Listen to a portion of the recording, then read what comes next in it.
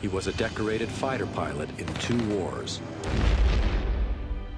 America's first astronaut to orbit the Earth. Oh, that view is tremendous.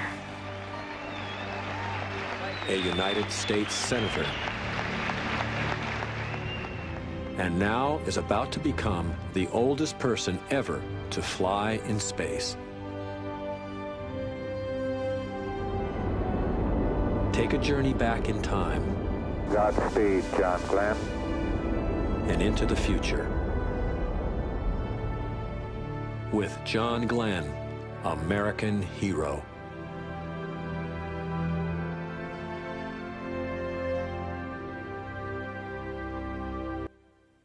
I got to see a man walk on the moon. My kids deserve to see something as inspiring.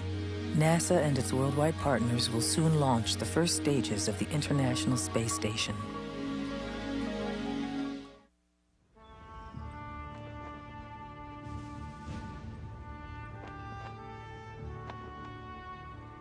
At Kennedy Space Center in Florida, the Space Shuttle Discovery is being readied for launch.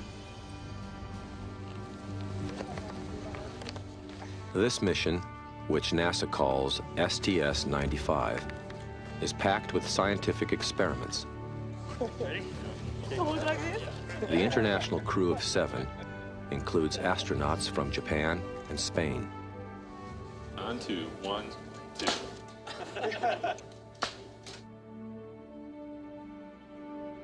No one is a household name, except John Glenn.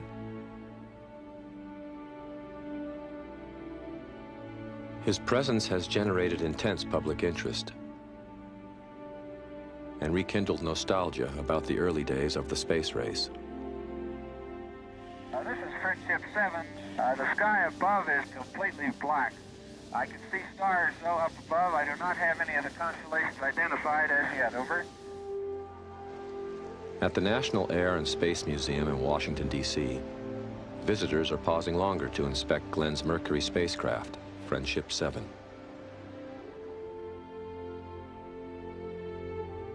Nearly everyone old enough to remember has a story to tell about the day John Glenn first flew. I remember that we needed a hero at that time, and he was it.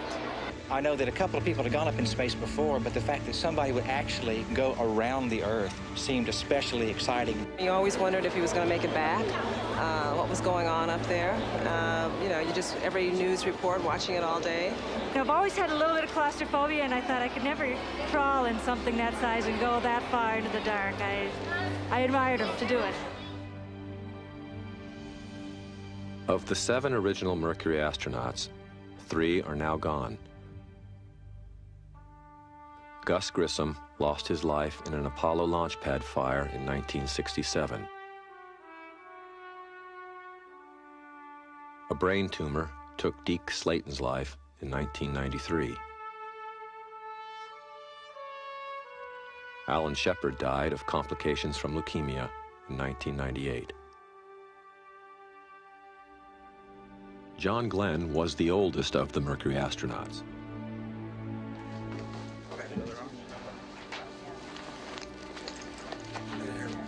Now 77, he is about to become the oldest human ever to go into space. I've had a lot of satisfaction out of my whole life of doing something, not just doing anew, but doing things that I felt benefited other people. And now at this point, going back up again or having the opportunity to benefit a lot of other people, I get a great deal of satisfaction out of that. This is the easy side of that. What has made John Glenn so driven? What is it about him that appeals to so many?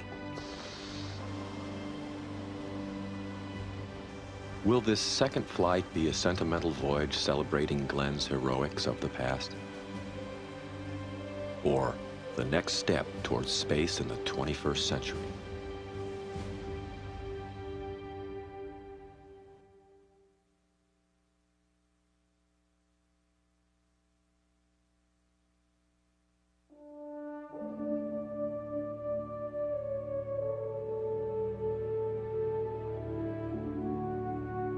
John Herschel Glenn, Jr. was born on July 18, 1921, in the hills of Ohio. At the time of Glenn's birth, this region abounded in two things: coal and Scots-Irish immigrants. Here, patriotism was taught as a virtue. Family mattered, and above all, a Calvinist faith in God reigned. Glenn's parents were devout Presbyterians who instilled in their only son the belief that every person was part of a divine plan. Ambition, John was taught, could go hand in hand with God's glory. The importance of faith blended with the experience of growing up in the small town of New Concord, Ohio.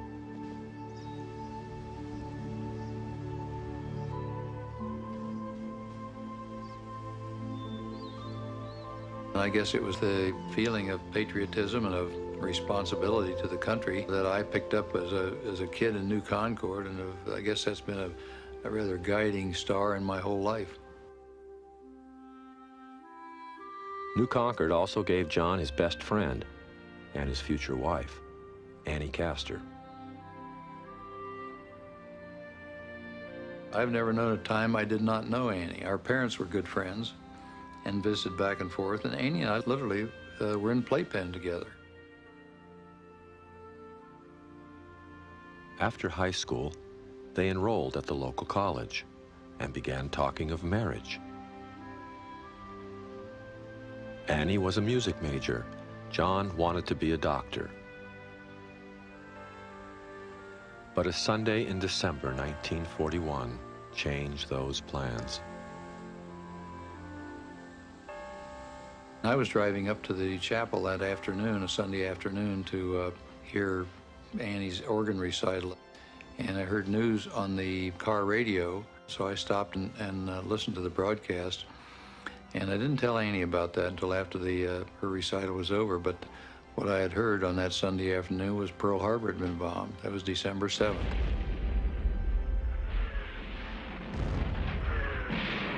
And she and I had planned to be married after we were out of college, but we sat and talked that evening and decided my responsibility was to go, and I dropped out of school.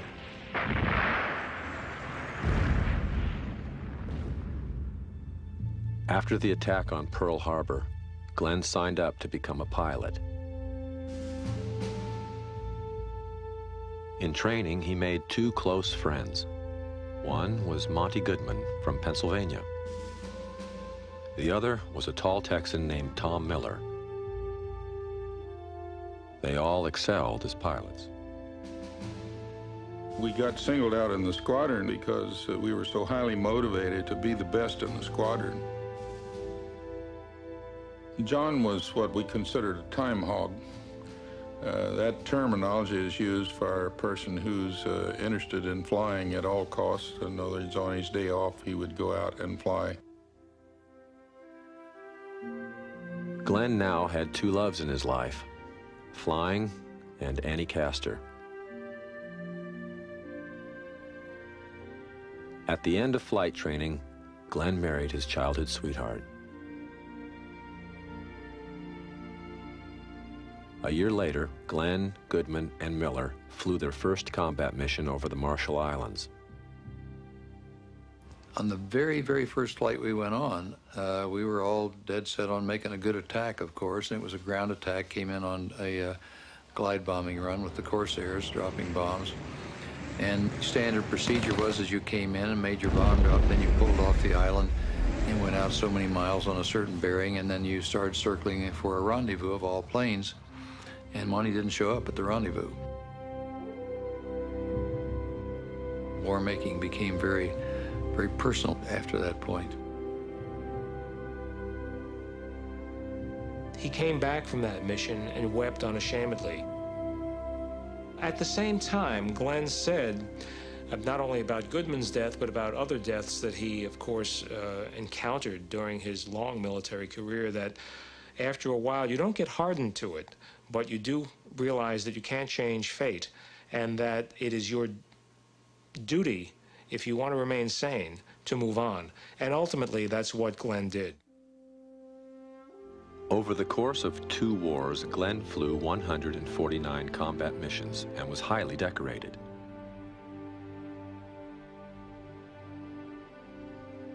He continued his ascent up the aviation ranks in peacetime as a test pilot. By now, he was not only a husband, but a father of 2 children.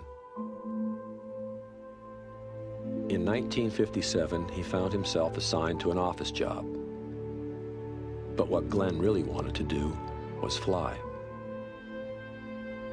He was bound to a desk at the time, and he was saying, I'm going nowhere fast here. And he was looking for ways to kind of get himself in the eye of his superiors, to move on to something more interesting.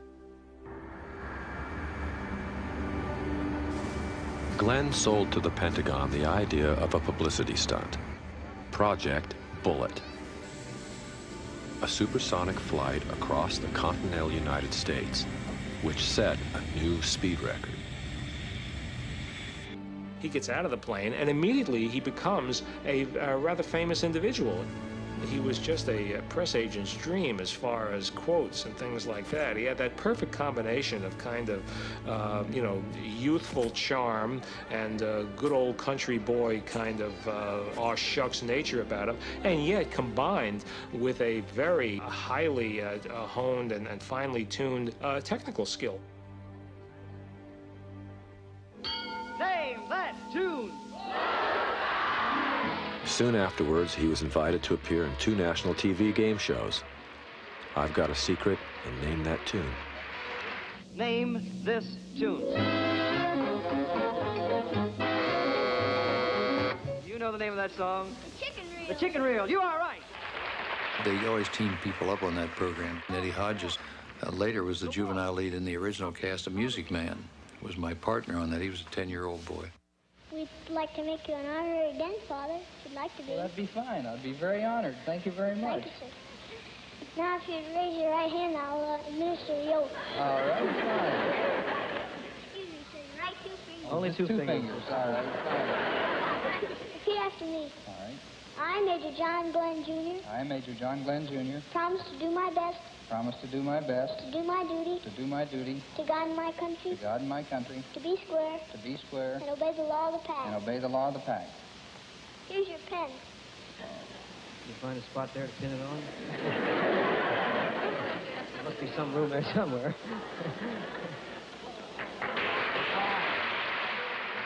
The year was 1957.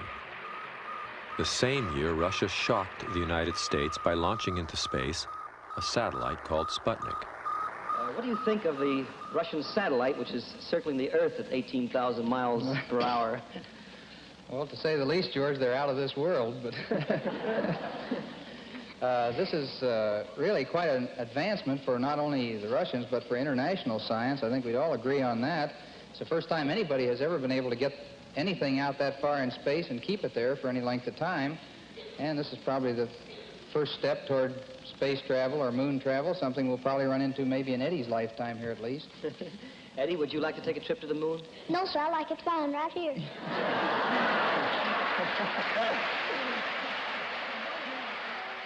The space race was on. Now the question was, who would be first to put a human in space?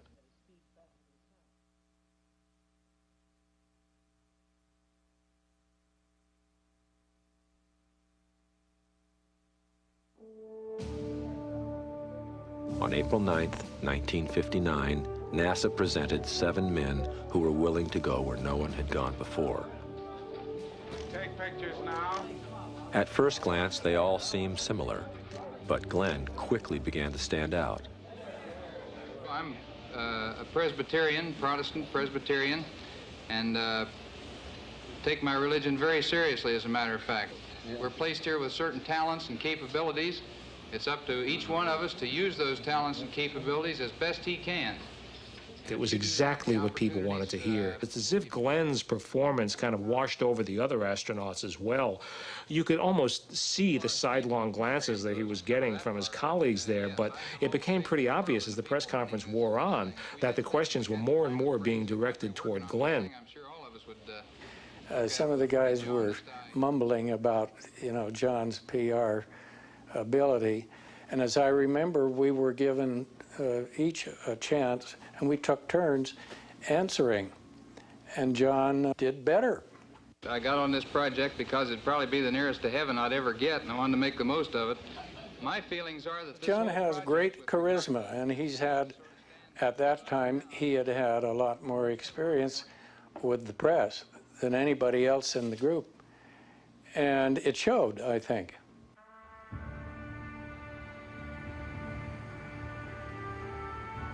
What all 7 men shared in common was their test pilot background and their competitive drive.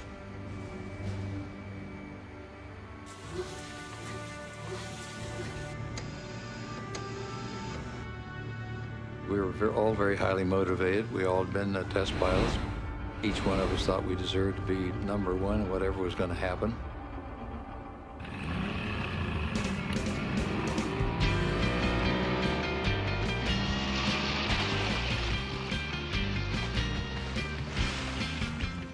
Even a recreation day spent water skiing was a chance to see who was the best.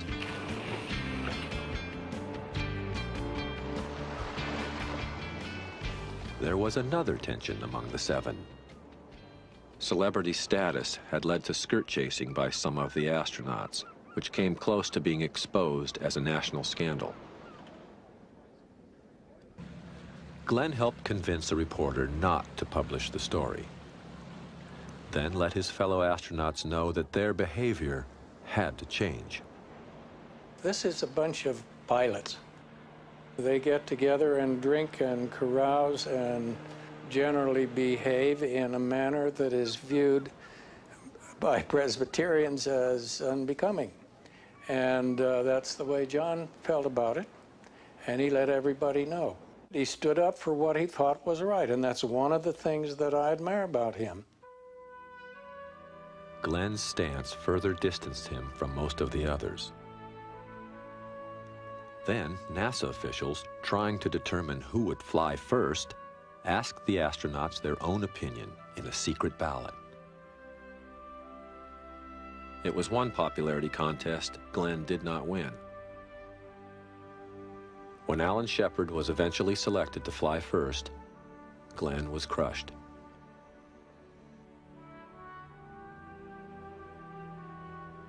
But Alan Shepard would have his own disappointment. On April 12, 1961, the Soviets launched Yuri Gagarin into orbit.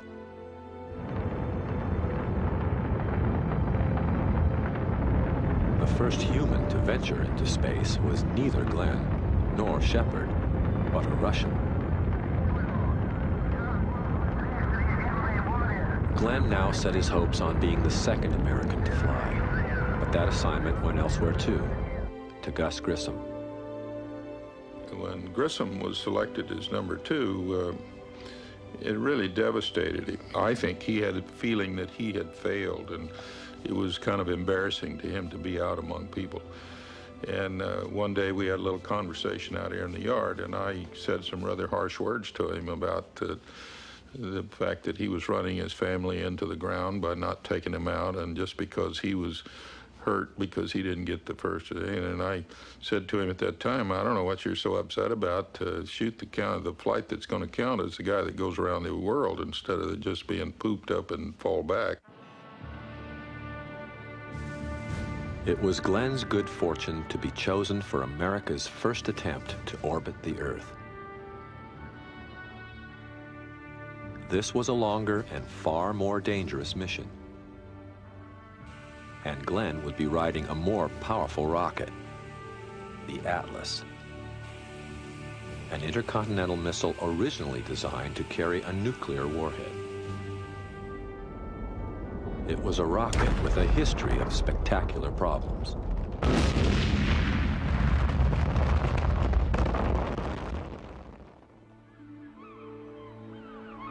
In the early hours of February 20th, 1962, Glenn readied for his launch into space.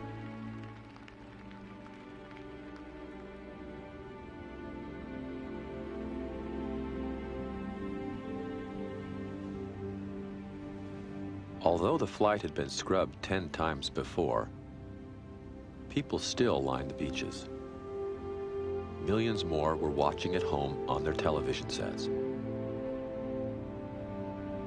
Right before his space flight, he had a very frank discussion with his family about the prospect that he might die.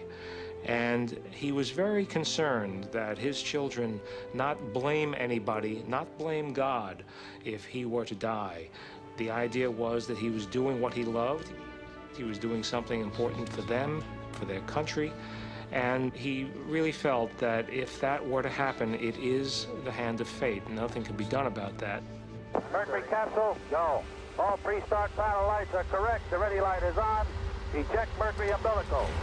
Oily Roger, scope is retracting. Range operation. Go, clear to launch. The light is out. 18 seconds. Roger, we shall start. Valid TM. Godspeed, John Glenn. 10, 9, 8, 7, 6, 5, 4, 3. Ignition. 3, 2, 1, 0. Liftoff. Liftoff. Reading. We're underway. Roger, reading you loud and clear. This is train station. Liftoff. 147. Bumpy along about here. That's clear. How do you range say? Right, but it is still green. Clock looks good, Blake. We're go. How about system? System is go.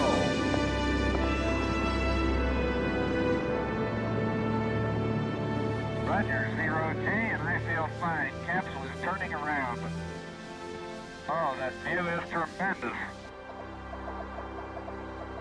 You could just hear the enthusiasm in his voice when Glenn is at his absolute finest and at his happiest when he is involved in flying or talking about flying. So this was the best of both worlds, because not only is he up there in the heavens, he's telling the world about it as well. The sunset was beautiful. It went down very rapidly. I still have a brilliant blue band clear across the horizon, almost covering my whole window. But Glenn soon had no time to sightsee. Near the end of the first orbit, one of Friendship 7's automatic thrusters began malfunctioning. Then a second one failed. Next, his gyroscope went out. And on the ground, mission controllers had an even bigger worry. We are recommending that you leave the retro package on through the entire re-entry. Do you read? This is Friendship 7. What is the reason for this? Do you have any reason, over? Not at this time. A signal from the spacecraft was warning that Friendship 7's heat shield might be loose. If that were true, Glenn had no way of surviving re-entry. He and his spacecraft would burn up in the atmosphere. As Friendship 7 began re-entry, flames enveloped the spacecraft. Glenn heard metallic scraping sounds, and then ominous thumps. Next, large burning chunks of what Glenn feared was his heat shield began flying past his window. This is Friendship 7, a real fireball outside. But gradually, the fire outside subsided. The heat shield had held. Roger, steelhead. Friendship 7, the chute looks very good, over. It was almost like it was designed by Hollywood. It wasn't, but all the suspense you ever could have, and then they had some problems in flight, and will he make it, won't he make it? Well, it was just so dramatic.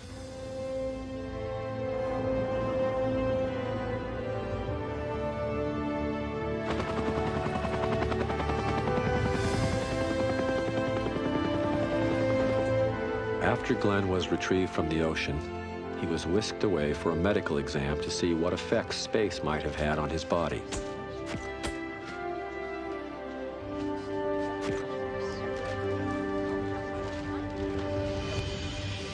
Three days later, Air Force One landed at Cape Canaveral.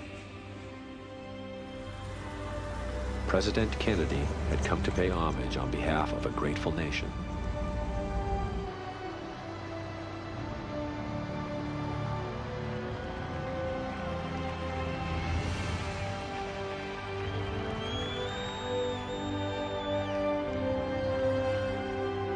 That road was lined solid with people, and most of it were school children waving U.S. flags. I don't know anybody in NASA that did any kind of planning for that kind of a reception. It was just an emotional outpouring of what this space flight had done for the morale of the country.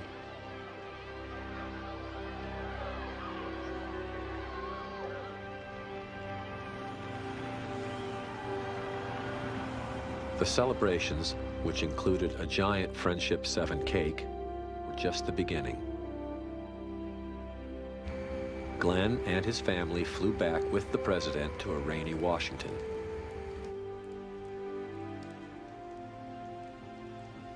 A White House reception was followed by a parade up Pennsylvania Avenue, where a crowd of 250,000 people stood in the rain to catch a glimpse of America's newest hero.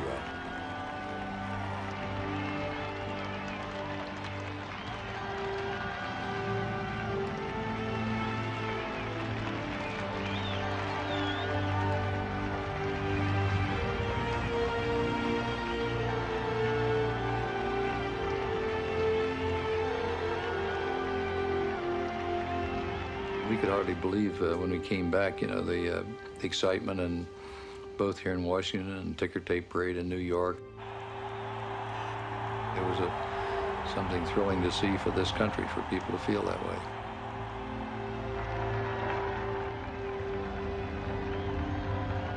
Two days later, the scene was repeated in Glenn's hometown of New Concord, where the normal population of 2,300 swelled to 75,000.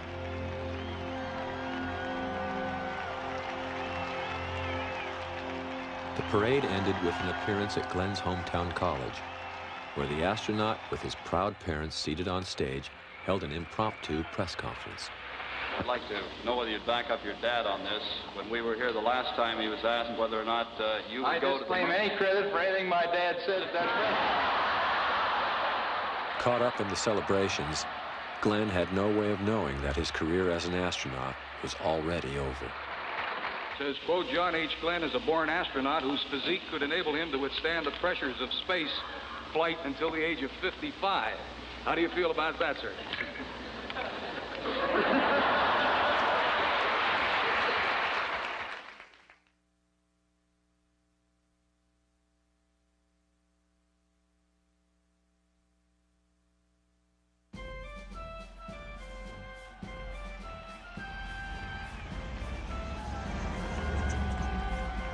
President Kennedy understood that John Glenn's enormous popularity could be turned to political advantage.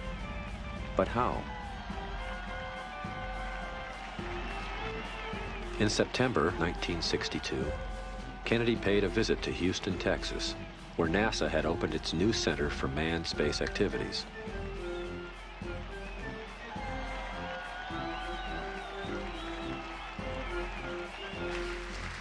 The Mercury astronauts were already in Houston by the time of Kennedy's trip.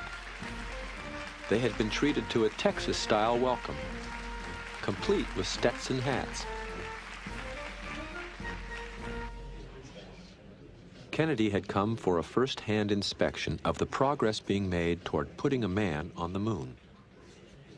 By this time, Kennedy and his brother Bobby were mapping out a new career for Glenn.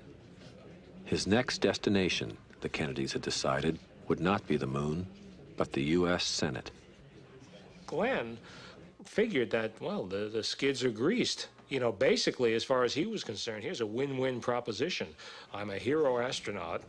Well, I'm not going to go up in space again. I do and have always had an ambition for further public service, and politics certainly is part of that. And if I'm traveling on the dime of the president and his attorney general brother, what could be bad? Well, of course, we all know what happened. That in 1963, the president was assassinated, and suddenly all political bets were off.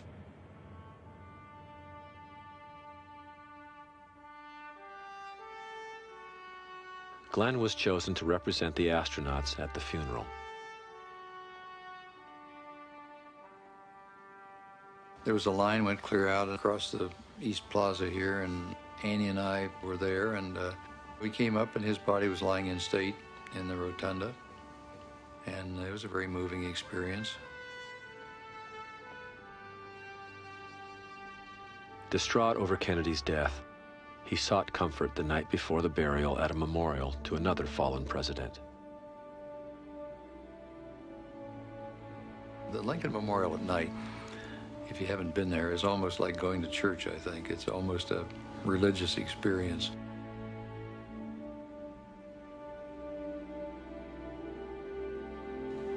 Quotes of Lincoln that they have on the wall in there from his different speeches. You look down the mall and all the symbolism of what this country is all about that is there, and at night it usually is quiet. I sat back sort of and thought about this and thought about my responsibilities to the country and what I could do. The purpose of this meeting, then, is to declare myself a candidate for the Democratic nomination for United States Senator from the state of Ohio. But Glenn's run for office was short-lived. Only 5 weeks into the campaign, Glenn slipped and fell in a freak accident. He was diagnosed as suffering from traumatic vertigo. Immediately, Glenn found that when he was in the hospital that he could barely even breathe without becoming incredibly nauseous, never mind move his head.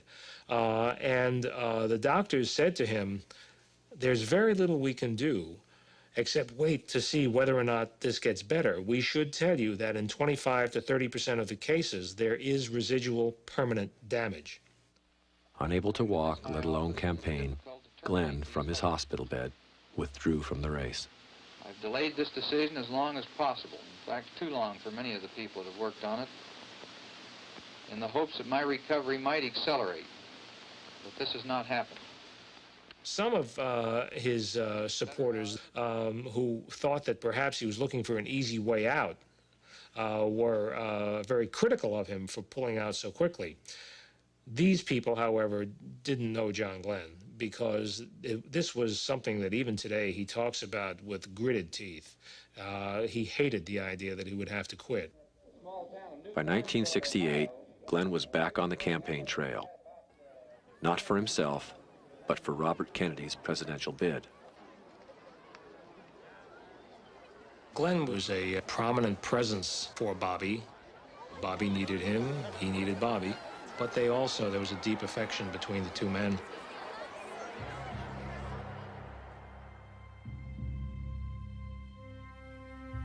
Glenn was with Bobby Kennedy when he died, and it fell to John Glenn to inform the Kennedy children that their father was dead. It is something that you wouldn't wish on anybody else, and yet if you had to have somebody do it, Glenn is probably one of the few people who could handle it with the kind of sensitivity that would be required.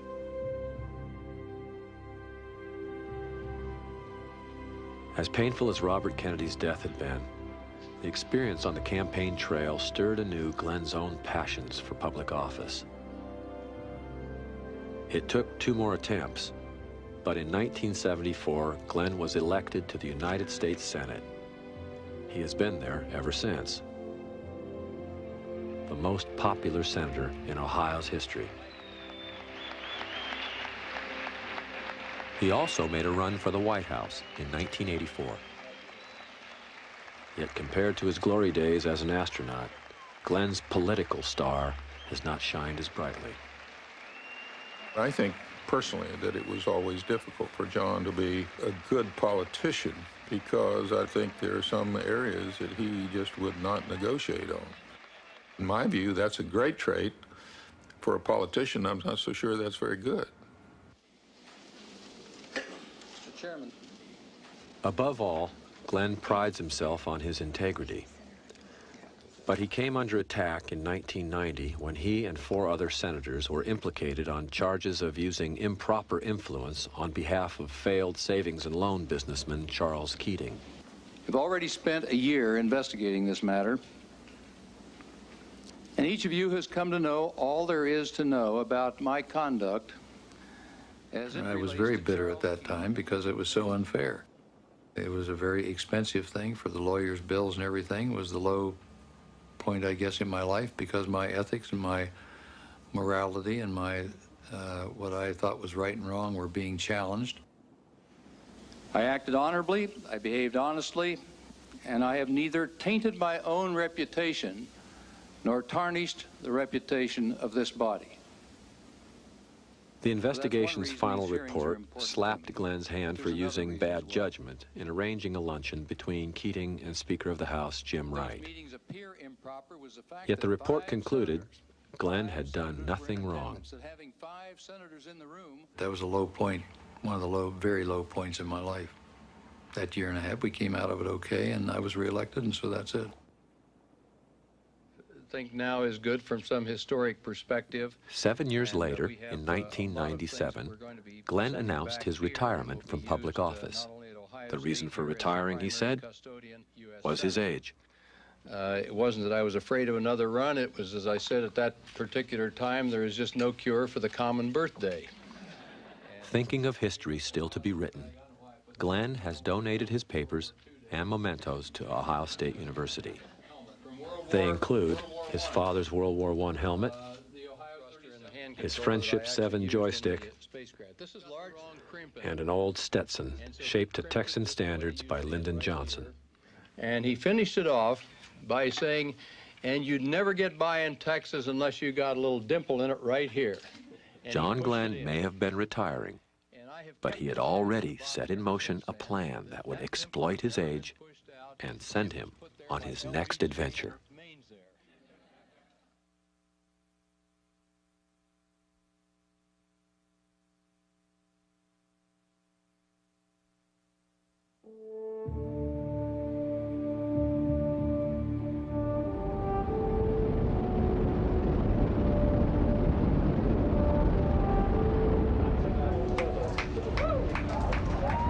For years, Glenn has watched the shuttle program from a distance and dreamt of flying again.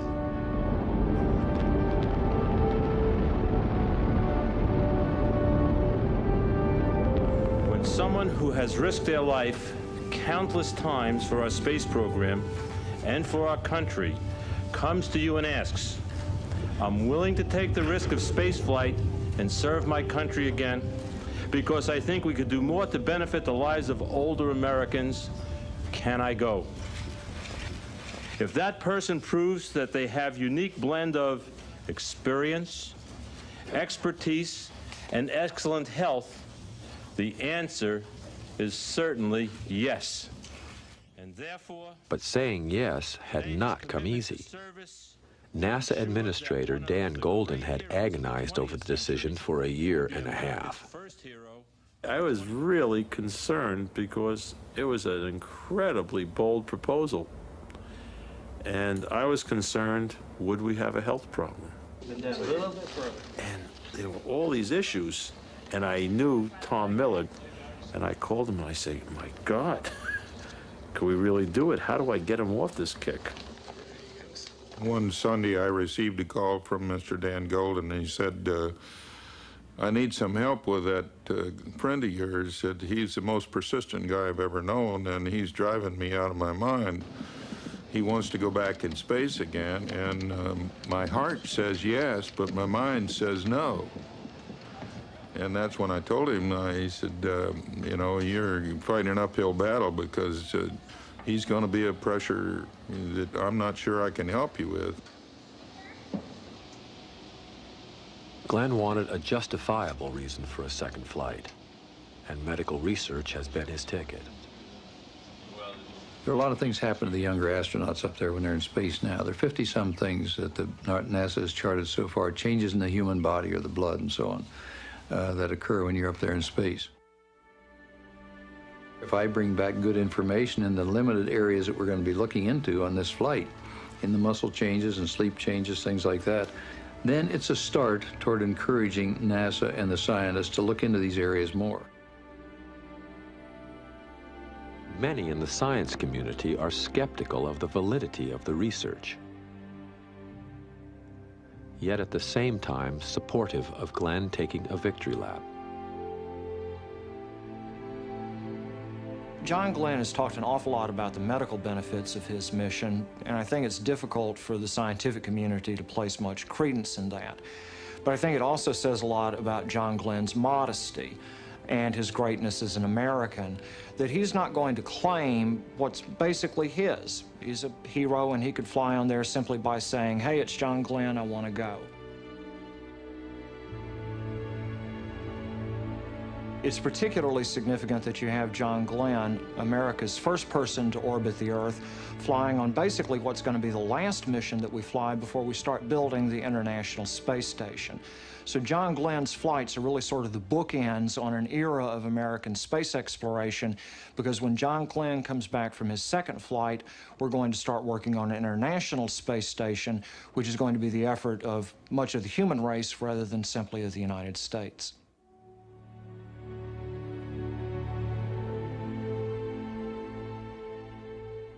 The International Space Station is NASA's most ambitious project since landing astronauts on the moon.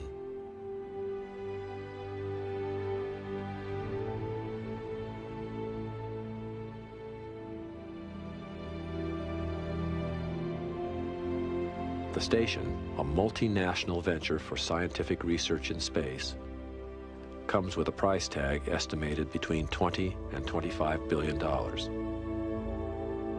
And John Glenn has been one of its most vocal advocates. Fortunately, we have continued to fund the space station. I think it's one of the greatest cooperative scientific enterprises in the history of this world. In fact, the greatest. The space station represents a major rethink for U.S. space policy. Instead of the Cold War competition of John Glenn's Mercury days, the space station requires international cooperation. America's one-time adversary is now being treated as an ally. Russian hardware, Russian rockets, and Russian cosmonauts are all required to put the space station in orbit. It's unbelievable the time we live in. We have Americans riding on Russian rockets, Russians riding on American rockets, American flags on Russian rockets. It's up is down and down is up and left is right and right is left. Who knows? It is wonderful. The confusion is wonderful. But Russia's internal problems have delayed delivery of some key components. Just one indication of the complexity of managing such a huge international effort. The complexity of this project is enormous. It'll take 45 flights to build. We're talking about launches from 4 different sites around the world. Integrating these nations together has never been done. It's a huge systems management problem, and it's not going to be pretty. We'll have problems. I have no doubt about that. There'll be 7 different vehicle types coming up to the space station, docking and exchanging goods and people. It'll be 1 million pounds in Earth orbit, bigger than a football field. You'll be able to see it flying overhead with the naked eye. NASA sees the space station as its next logical step.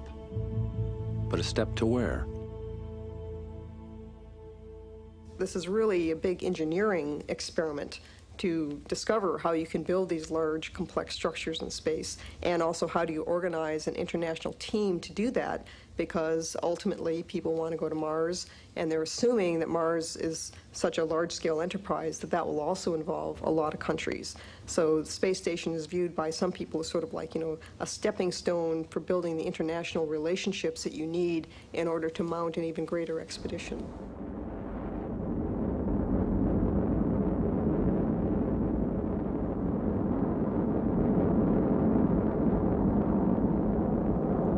NASA is talking openly about going to Mars sometime in the first half of the 21st century. The brute technological force to get there, NASA planners believe, already exists. This NASA animation shows one Mars expedition now under study.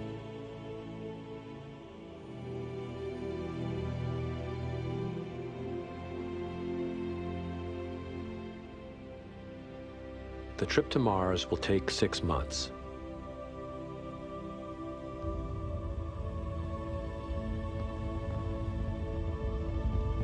And this will be no quick visit. These planetary explorers will live on Mars some 500 days. Of course, we've already been to Mars and to other planets in the solar system with remote control robots. The highly publicized Mars Pathfinder mission of 1997 was only the most recent probe to land on the red planet.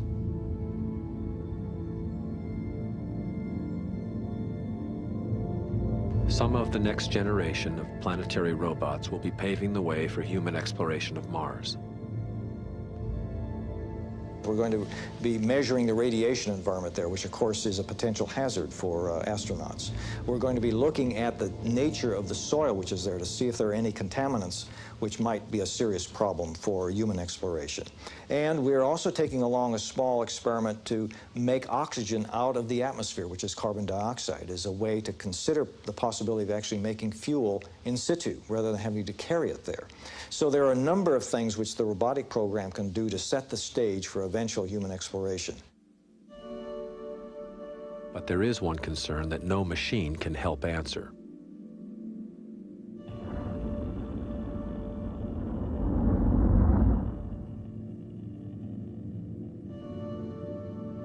How will humans react to the psychological and physical stresses of a 1,000-day mission?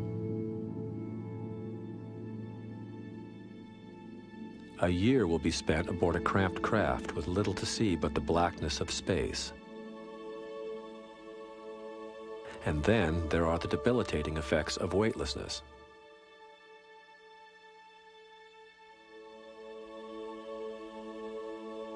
After only a few days in space, astronauts begin losing muscle tissue and calcium in their bones.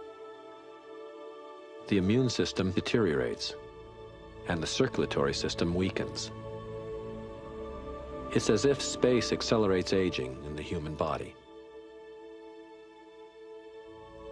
These conditions call for exactly the kind of tests NASA plans to study on John Glenn's 77-year-old body. From a very practical standpoint, the Glenn flight is trying to find out what the effects of weightlessness are on older people so that you can have a better understanding generally of the effect of spaceflight on human beings. So there is a connection between what he's doing and the long-term vision that people have for the space program. Glenn knows what it means to be a guinea pig. Studying the effects of space on the human body was a large part of his Mercury flight.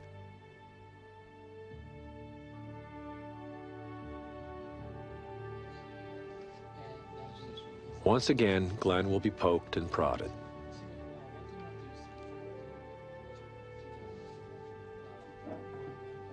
Besides medical experiments, Glenn will also be assigned mundane chores like collecting blood and urine samples from other crew members.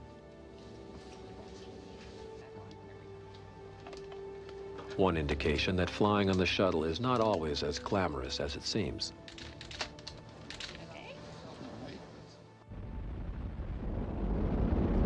And the shuttle is still a very dangerous way to travel. It's risky throughout, and so it takes very brave people to do it, and the nation needs to bear that in mind because the nation needs to understand these risks so that when something does go wrong, they know how to react. I think that because the shuttle has been launched so safely, so many times since Challenger, that people are forgetting, again, just how risky it is.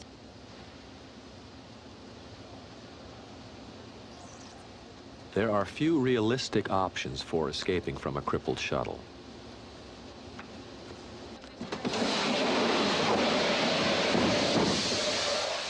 This airliner evacuation slide assumes, of course, there has been a safe landing. In the case of a mid-air abort, Glenn's training has included how to bail out of the shuttle. Such an escape is theoretically possible, but not likely. Okay. That's enough for one day. All right, then let's get you out. Once out of the shuttle, Glenn's next concern would be parachuting safely into the ocean.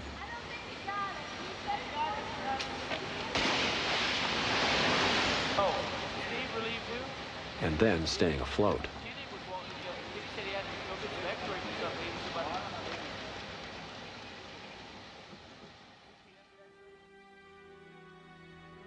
Why would a 77-year-old put himself and his family through so much uncertainty?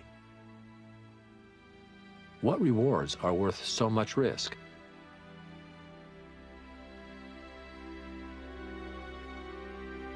Is he trying to determine the last chapter of future biographies? Glenn refuses to speculate. But pry deep enough, and Glenn will share that his Mercury flight did not fully satisfy his need to know what the experience of space is like.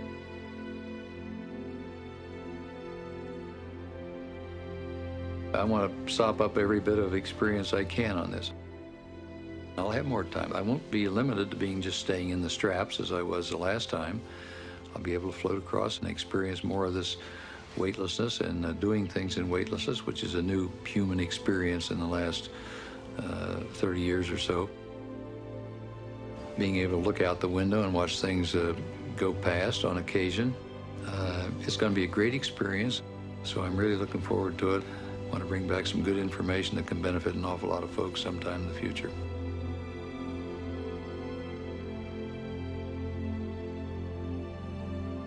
People have looked up for tens of thousands of years and wondered what was up there and what would they do if they could go up there.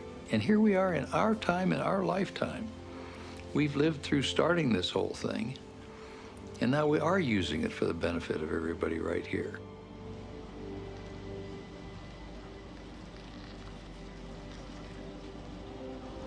There are other reasons why Glenn is flying.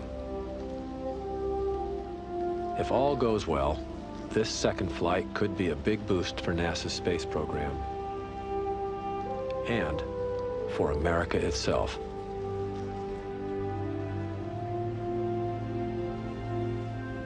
John Glenn deserves a second flight. America needs heroes. I don't know of a person I've talked to who hasn't felt good about this. He started it. Why can't he go back? But it's to prove whether the older people like us is going to be able to go if we so choose. Kind of shows the younger people that they don't have to quit after there's a certain age. I think he's a hero, and I give his wife much credit for letting him go.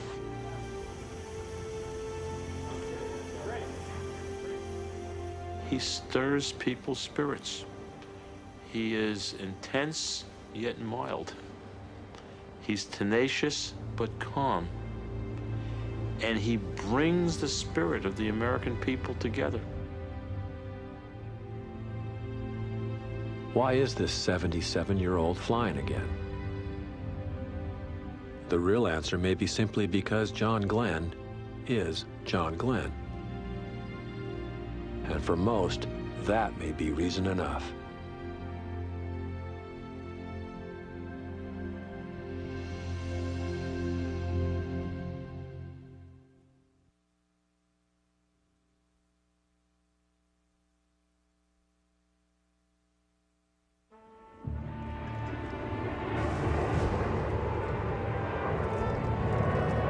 Three days before the scheduled launch, the STS-95 crew fly to Kennedy Space Center in Cape Canaveral, Florida.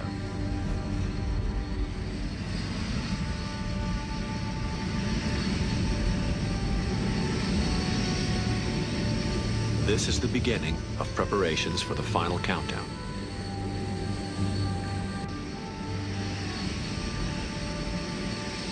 Glenn still flies prop planes at 77, but not jets. So on this flight, he takes a back seat to Commander Kurt Brown. But all eyes and cameras are focused on Glenn. NASA knew that Glenn's presence would generate public attention, but no one anticipated this reaction. At the last launch, less than 100 journalists were on hand. This time, nearly 4,000 members of the media have signed up. Not all of the reporting is positive. There is speculation about political paybacks. Others criticize the mission as a public relations stunt. Howdy, how you doing? How are you? I just get a hug. Welcome back. See you. The science experiments involving Glenn continue to be questioned, especially after he is scrubbed from one of the principal sleep experiments. The concerns are not limited to the press. Glenn's wife and children initially had their own misgivings. John had announced 1 year before that he was going to retire as a senator. So I was looking forward to having him as my own, because I had given him to our government for 55 years, so I was ready. Dave and I have both grown up with Dad's choices of jobs, that he and our whole lives we've had death as kind of something to deal with. So I think that's been there, and I kind of had the response of, I've been there, I don't want to do that anymore. I felt angry. I didn't want him to go. I didn't want any of us to go through worrying about what might happen if anything went wrong. What I was thinking about was just this replay of the Challenger. In my head, I must have watched that thing go up and blow up 100 times. I don't know how many times. I just watched it over and over and over. So that was my reaction. I just instantly saw that. I'm John Glenn. I'm PS2 on this flight, and very glad to be here. And one word on this whole thing. I have been pleasantly surprised at the outpouring of interest in this flight. And it's really gratifying to see people get so fired up about the space program again and about their interest in it. And this is going to be a very research-rich flight. We've got about 83 different projects on this, and I couldn't have, if I'd had my own pick of people, I don't think I could have picked better than the people I'm going to be flying with. Thank you. Thank you. Thank you. The commander of the mission is Air Force Lieutenant Colonel Kurt Brown. He has already spent over 40 days in space. Stephen Lindsay, also an Air Force Lieutenant Colonel, is the pilot. This is his second mission. This is also the second flight for mission specialist Stephen Robinson, who holds a PhD in engineering. Mission specialist Scott Perezinski has flown 2 previous times. He is a medical doctor.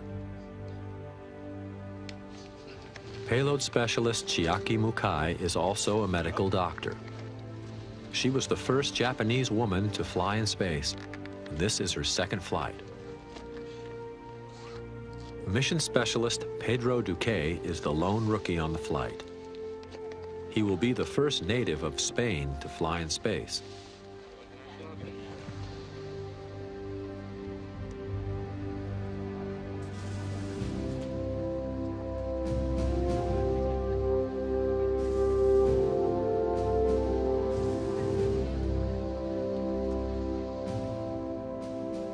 Just as crew compositions have changed, so have the rockets and spacecraft.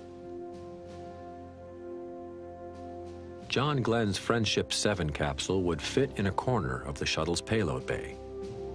And the Atlas rocket Glenn rode atop is dwarfed by the shuttle's size and power.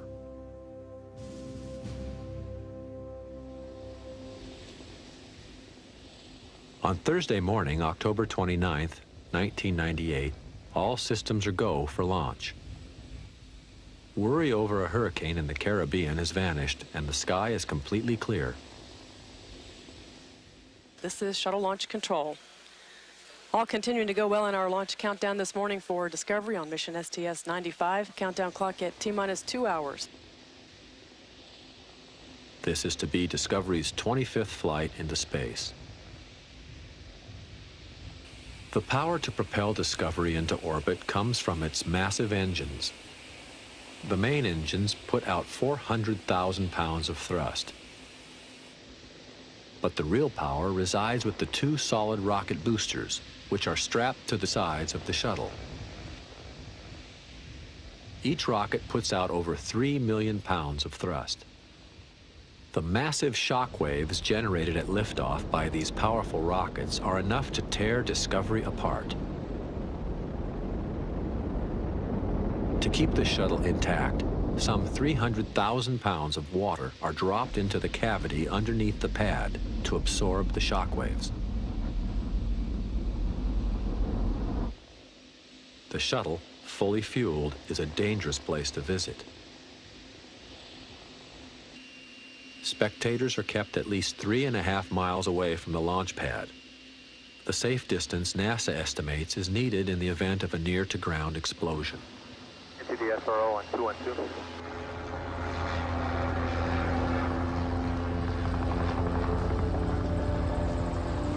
All crew members now aboard the NASA Astro van that's been used for many years in taking astronauts out to the launch pads on the day of launch.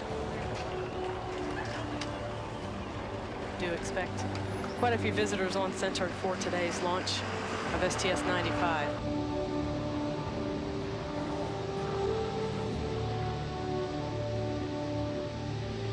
By now, the shuttle pad has been cleared of all but a skeleton crew of workers.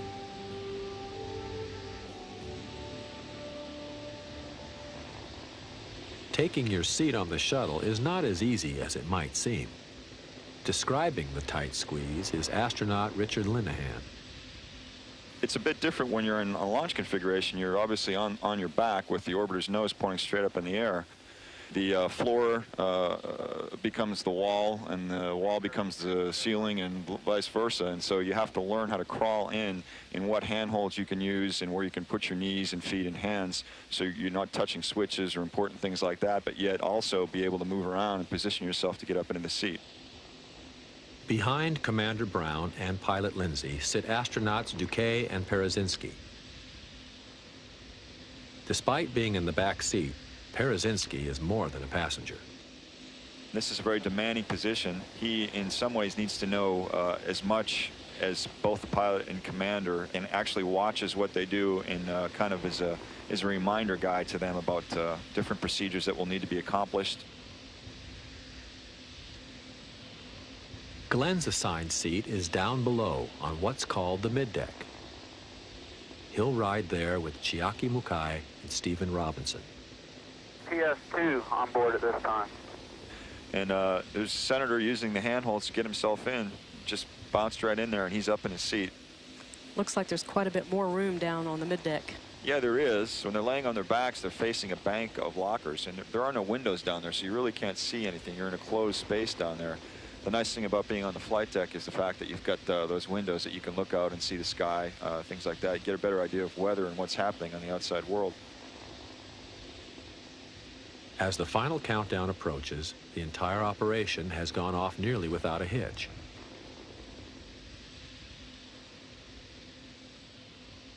John, air to ground 2, flight crew, how do you read? CDR, loud and clear. PLC, loud and clear. MS1, loud and clear. MS2, loud and clear. MS3, loud and clear. PS1, loud and clear. PS2, loud and clear. As in 1962, people have flocked to the Cape to witness the liftoff. Much of the rest of the world is watching on television. Back in Ohio, in Glenn's hometown of New Concord, hundreds of people have packed into the John Glenn High School auditorium to watch the launch on giant screens. 5 minutes before liftoff comes an unexpected hold. A private plane has strayed into restricted airspace around the Cape. We can hold it to the T-minus 5 minute mark while the Superintendent of Range Operations attempts to help clear the airspace of the aircraft in the area. There is a 10-minute delay before the countdown resumes.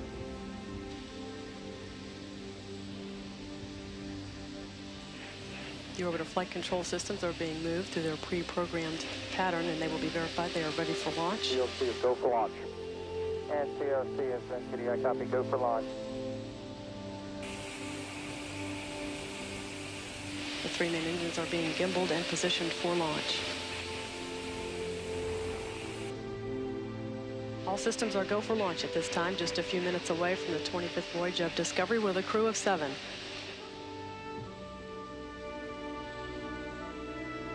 All systems have been reported go for launch of Discovery, less than 1 minute away now from the historic return of John Glenn to space. I copy and attention all stations. The countdown clock will continue. 20 seconds. T-minus 15. T-minus 10, 9, 8. We have a go for engine start. 5, 4, 3, 2, 1. Booster ignition and liftoff of Discovery with a crew of 6 astronaut heroes and 1 American legend.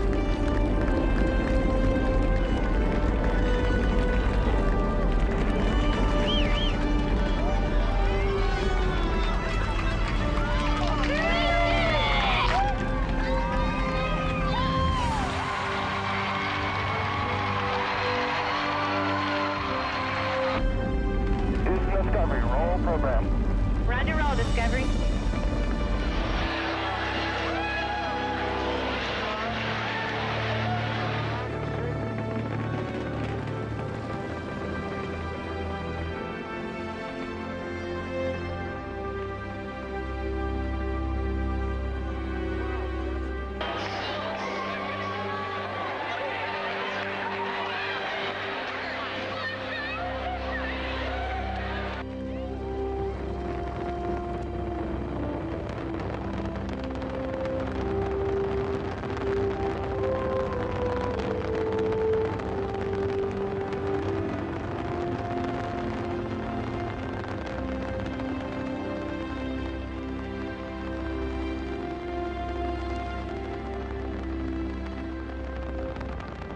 These first 2 minutes after liftoff, when the solid rockets are firing, is the most dangerous part of the launch. A camera attached to the side of one of the solid rockets captures the separation.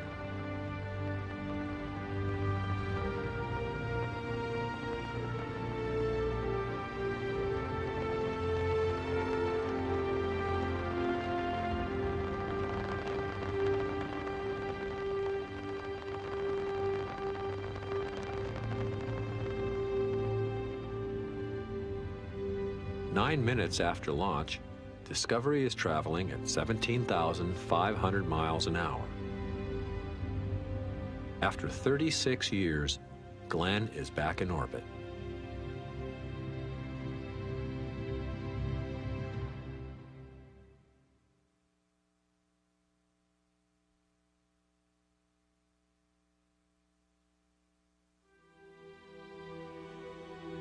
Discovery is 347 miles above the Earth, twice the altitude of Glenn's Mercury flight. Glenn wastes no time commenting on the view. Hello, Houston. This is PS2, and they let me get sprung out of the middeck for a little while. We're just going by Hawaii, and that is absolutely gorgeous. Do a trite-old statement, 0G, and I feel fine. Roger that. We had a bunch of your friends asking about you today, and they were wondering how you're feeling, and I'm sure they're glad to hear that. And Beamer, let the record show that that John has a smile on his face, and it goes from one ear to the other one, and we haven't been able to remove it yet.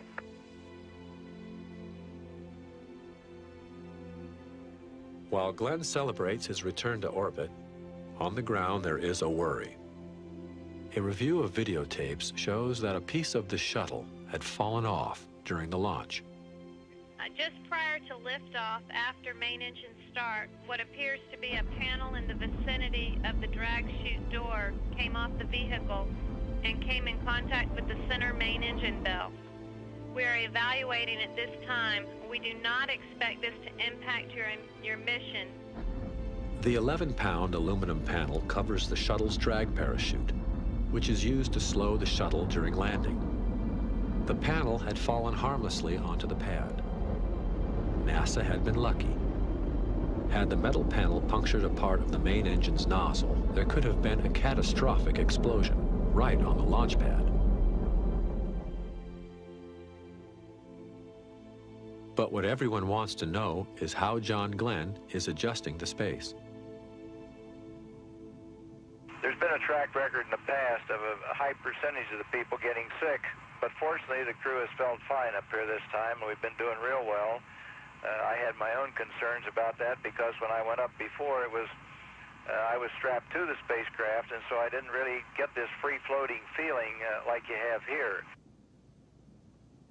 Despite the attention given to Glenn, the real work of the crew is carrying out 83 scientific experiments. One of the most important is a 3,000-pound satellite called Spartan. Discovery Houston, we've pulled the room and you are go for deploy. Using the shuttle's robotic arm, Spartan is released to fly free in orbit for 2 days before being retrieved. During that time, Spartan's instruments will measure the sun's corona and solar wind. And we're separating at about 1 foot per second. You can see the satellite drifting away. Very controlled maneuver.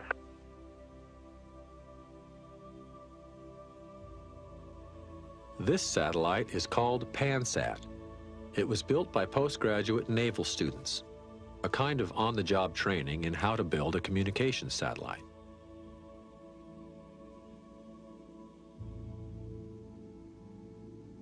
How do liquids behave in space? The answer could help manufacturing on Earth. This experiment is designed to collect data on surface tension. And then, of course, there are the studies about the effects of space on Glenn. Yesterday, everyone was puff-faced around here, looked like the poppin' fresh doughboy or something like that, and I think my face is still swelled up some. This is just one of many press conferences jammed into the flight, bringing a whole new meaning to the phrase high visibility. Well, Mr. Cronkite, John's doing a fantastic job, and the questions come from nearly everyone and everywhere.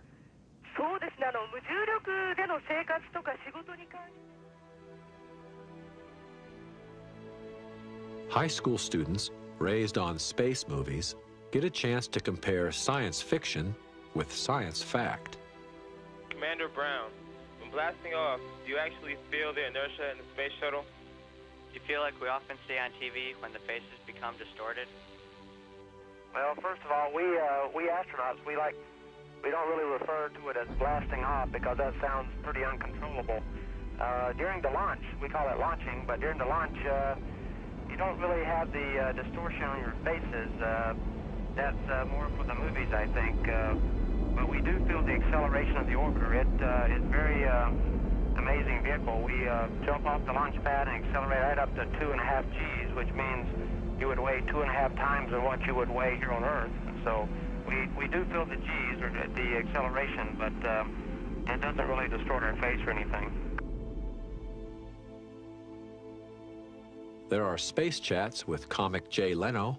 Hey, Jay, we have you loud and clear from Discovery. How do you hear us? Veteran newsman Walter Cronkite, and Glenn's fellow Mercury astronaut, Scott Carpenter.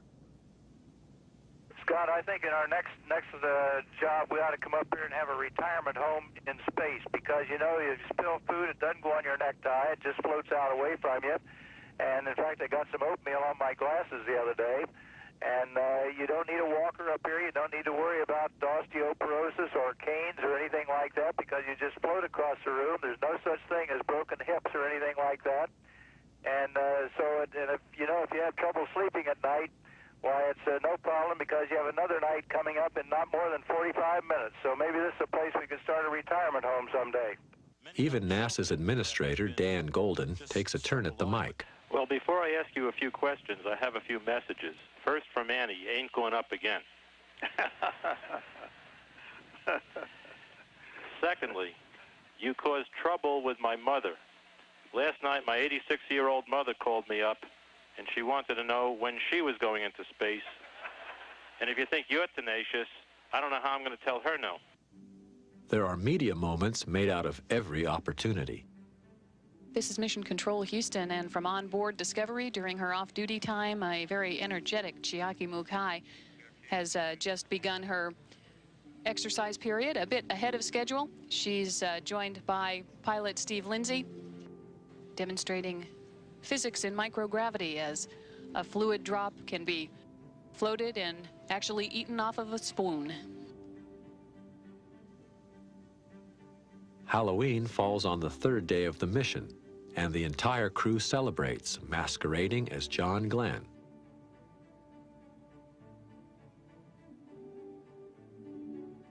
NASA's message, hammered over and over, is that space is fun.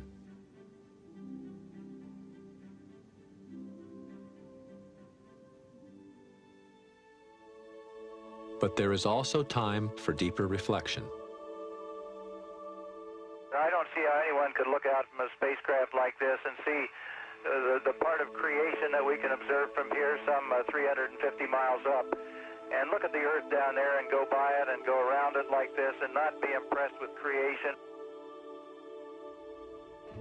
I think we have so many religious beliefs on Earth that all believe in a higher being, and yet we somehow confuse what our beliefs in God, and we make war on each other over religious beliefs and so on. If you could just look down from up here and see what a beautiful Earth we live on, perhaps everyone would be a little more peacefully inclined than we've been in the past.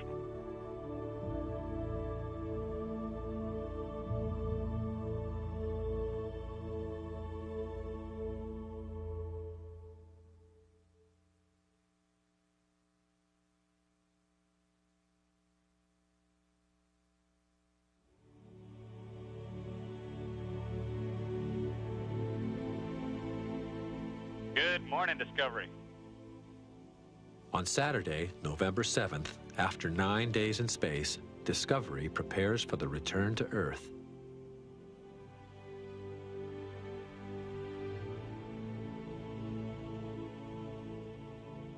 Excess water is dumped overboard to reduce the shuttle's weight.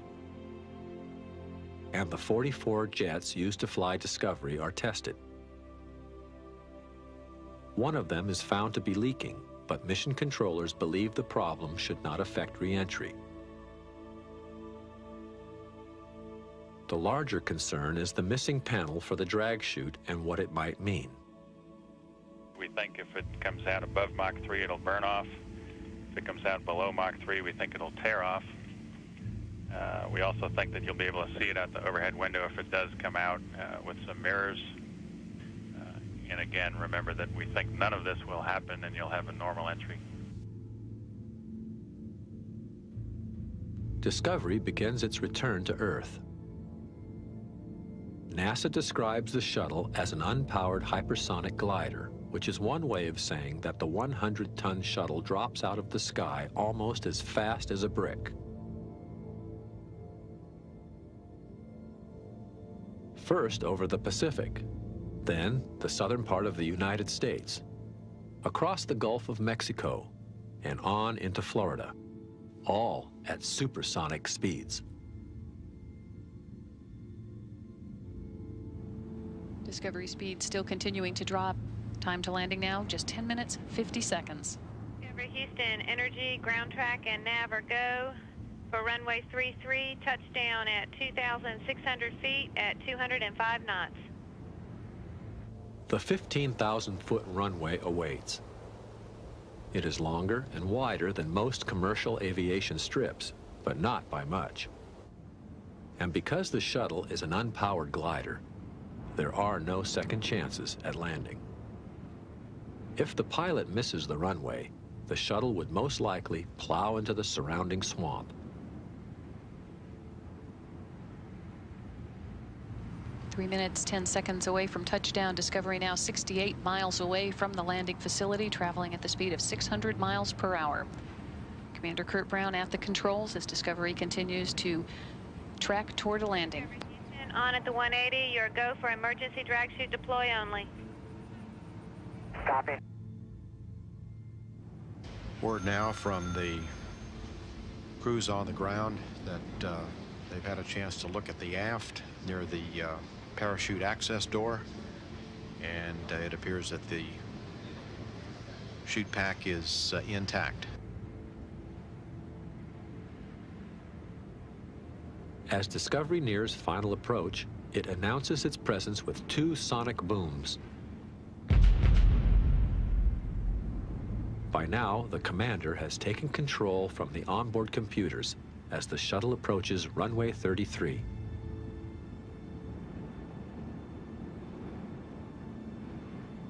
Discovery now at an altitude of just 3 miles away from the Kennedy Space Center at a distance of about 10 miles. Time to touchdown, 1 minute, 45 seconds.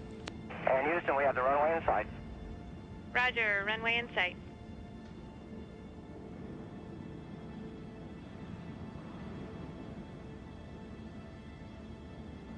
As Kurt Brown is now piloting the shuttle down the glide slope and center line of the runway, Steve Lindsay, the pilot, is focused primarily on the landing gear extend switches, where he will arm them at 2,000 feet and lower the landing gear at 300 feet.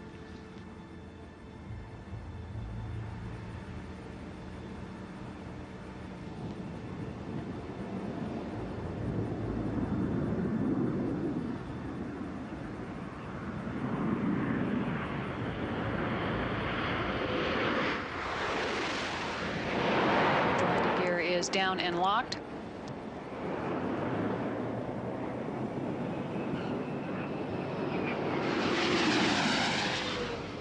Main gear touchdown.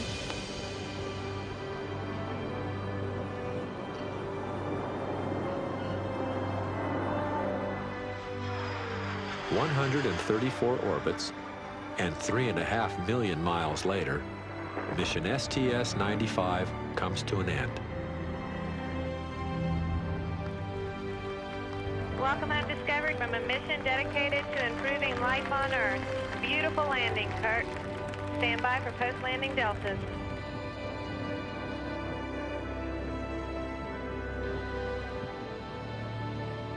The question now on everyone's mind is what will be the effects of 9 days of weightlessness on Glenn's body.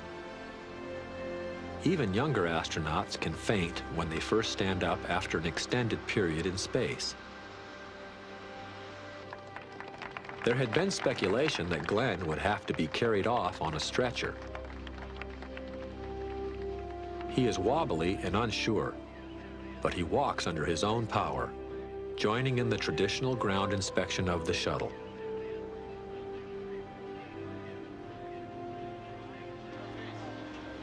I wanted to get out with the rest of the crew and do the walk around. I think my determination would have been, if I'd have been on my hands and knees, I was going to do it. Obviously, I was not at doing my best gait out there yesterday.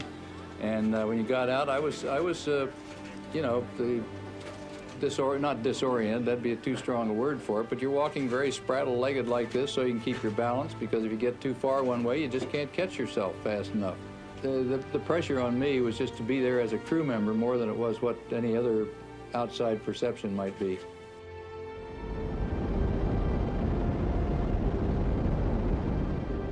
What did it mean, this 77-year-old man flying again in the heavens?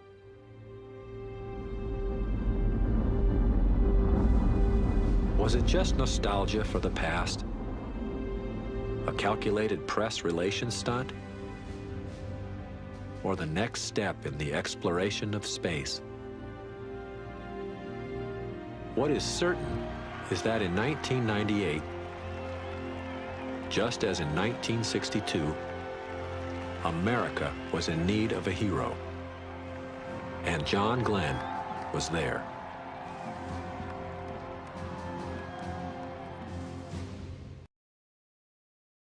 Kindled nostalgia about the early days of the space race. This is Friendship 7. The sky above is completely black. I can see stars, though, up above. I do not have any of the constellations identified as yet. Over. At the National Air and Space Museum in Washington, D.C., visitors are pausing longer to inspect Glenn's Mercury spacecraft, Friendship 7.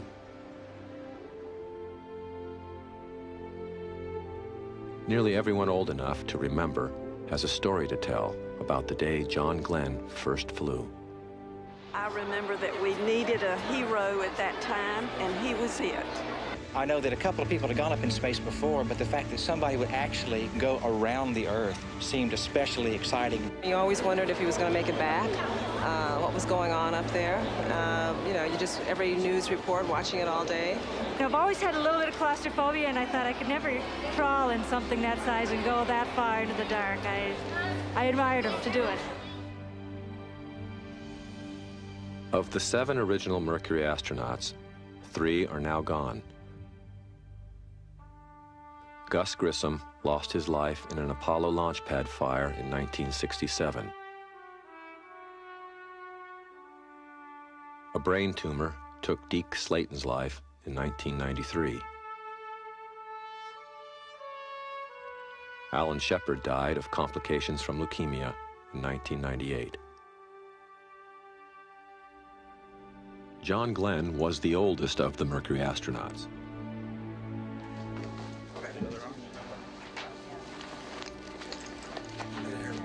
Now 77, he is about to become the oldest human ever to go into space. I've had a lot of satisfaction out of my whole life of doing something, not just He was a decorated fighter pilot in 2 wars. America's first astronaut to orbit the Earth.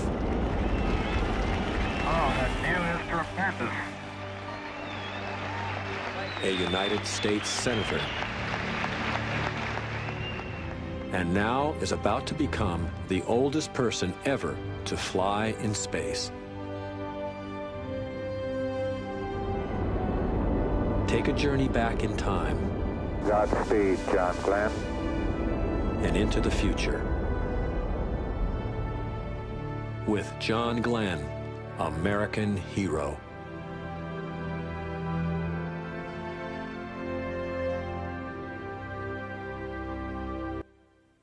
I got to see a man walk on the moon. My kids deserve to see something as inspiring. NASA and its worldwide partners will soon launch the first stages of the International Space Station.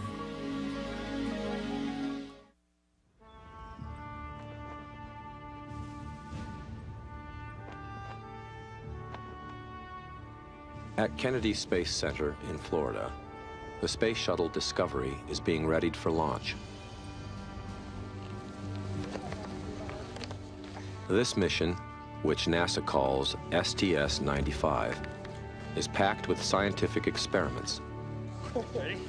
The international crew of 7 includes astronauts from Japan and Spain. On 2, 1, 2.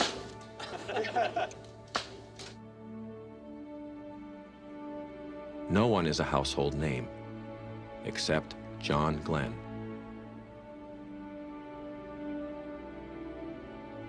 His presence has generated intense public interest. Enrique, Ohio.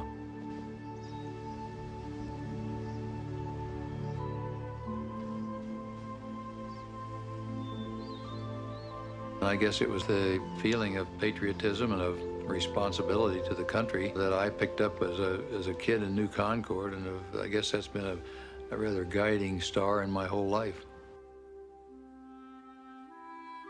New Concord also gave John his best friend and his future wife, Annie Castor.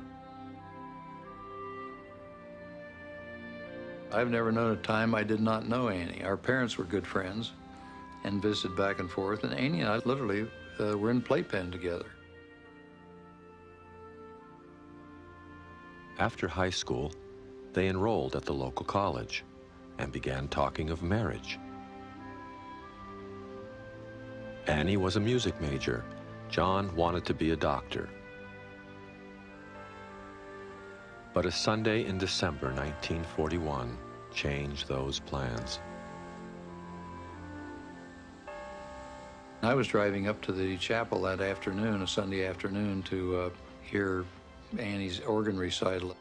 And I heard news on the car radio, so I stopped and listened to the broadcast. And I didn't tell Annie about that until after her recital was over. But What I had heard on that Sunday afternoon was Pearl Harbor had been bombed. That was December 7th.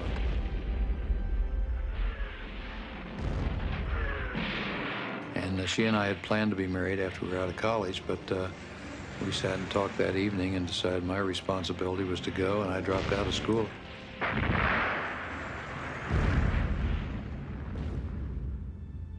After the attack on Pearl Harbor, Glenn signed up to become a pilot.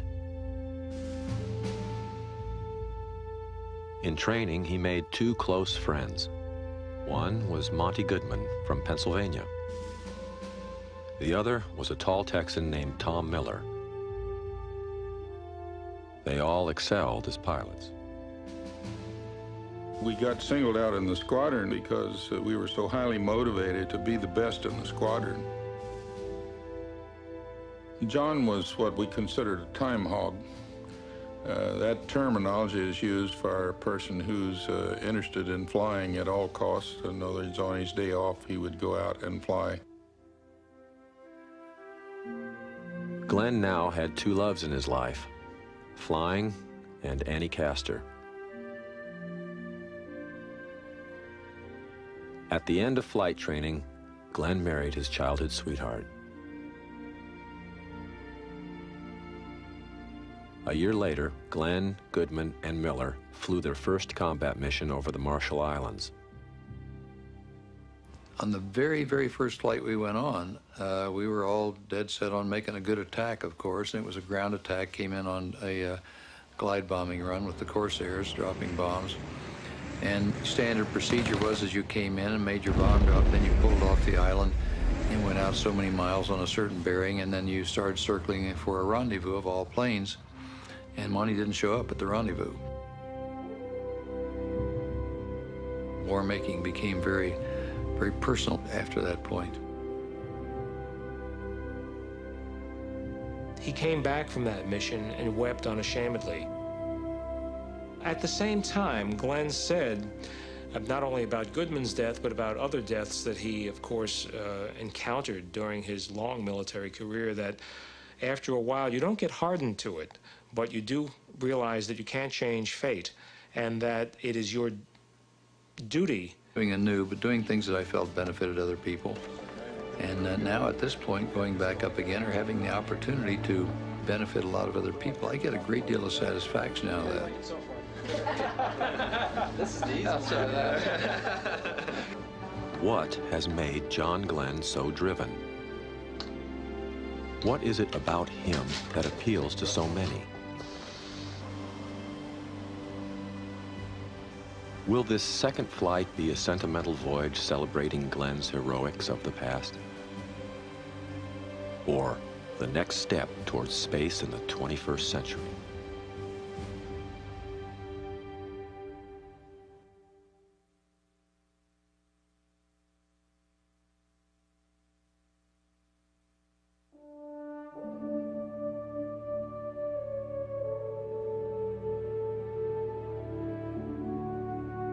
John Herschel Glenn, Jr. was born on July 18, 1921, in the hills of Ohio. At the time of Glenn's birth, this region abounded in two things: coal and Scots-Irish immigrants. Here, patriotism was taught as a virtue. Family mattered. And above all, a Calvinist faith in God reigned. Glenn's parents were devout Presbyterians who instilled in their only son the belief that every person was part of a divine plan. Ambition, John was taught, could go hand in hand with God's glory. The importance of faith blended with the experience of growing up in the small town of New